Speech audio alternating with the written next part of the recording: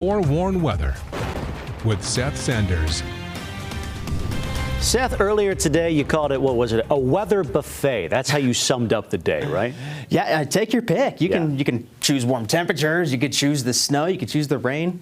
Weather buffet, that's a great way to put it. Or you could choose the sunshine. This is from our Black Desert Resort. The sky cam showing beautiful sunset and not a single cloud in the sky. Up here in the north, however, we did have quite a bit of clouds start to clear on out just in time for sunset, though. Look at this picture. I'll step out of the way so that you could really soak those colors in. A whole lot of red and oranges there. Meg Roberts sent this in from Salt Lake City. Thank you for sending that our way. We love to see these pictures. Now we can take a look at the satellite radar. You see that cold front has since passed on, and we don't have a whole lot going on, just a few clouds still hanging on up here in the north. Now that cold front, as it approached, really shook some things up. It gave us some very strong wind gusts up here in the Salt Lake Valley. We actually clocked in some of the 60s. Most places got around 50 to 60-mile-an-hour wind gusts in the valleys. Right now, though, it is starting to die down, although the eastern side of the state does still have some good wind gusts, 31 miles an hour in Price. Price is actually one of the areas that's under a wind alert. We have a high wind warning for Castle Country until 2 o'clock in the morning. Wind gusts up to 60 miles an hour there with sustained winds of 30 to 45 miles an hour. The western Uinta Basin also in a wind advisory tonight. Just a little bit slower there, though, with 20 to 35 miles an hour. But that's still definitely blustery. Temperatures right now are in the 40s and 30s across the state. A few 20s for southwest Wyoming at 41 degrees here in Salt Lake, as well as Provo.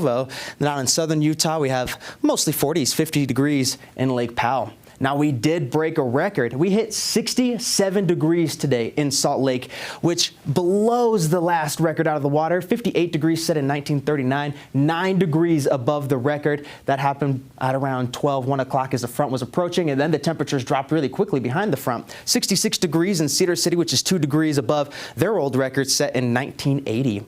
All right, let's take a look at what to expect for the rest of the night. By midnight, we are still holding on to partly cloudy skies. Temperatures will drop into the 30s. Overnight lows in the low to mid 30s across the Wasatch Front, 34 degrees by 5 a.m. And those partly cloudy skies are here to stay as we get into tomorrow, 38 degrees by 10 o'clock in the morning. Let's take a look at those lows.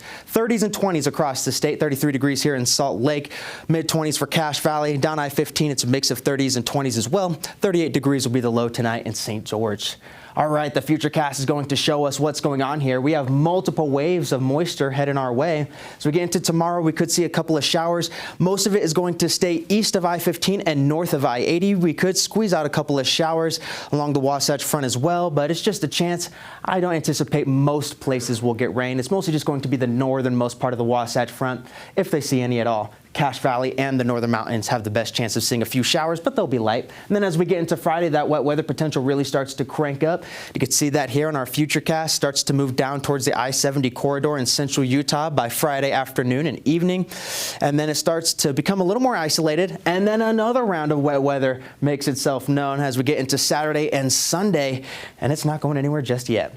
Our snow elevation shows that it is going to remain fairly high, around 7,000 feet, between 7,000 and 8,000 feet for the most part, which would include places like the Wasatch Back. So the Wasatch Back will get mostly rain, but we could sneak in a few snowflakes as well. Unfortunately, with how warm the ground is and how wet this snow is going to be, it's going to have a really hard time sticking for our mountain valleys and Wasatch Back. So just a trace to an inch is expected there.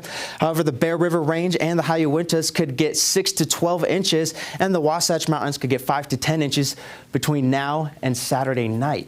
So not huge totals. It's not going to bring us where we need to be, but we're going to take every inch we can at this point. It is abysmal in the mountains. As for tomorrow, temperatures are going to be in the upper 40s in northern Utah, 50s for the south.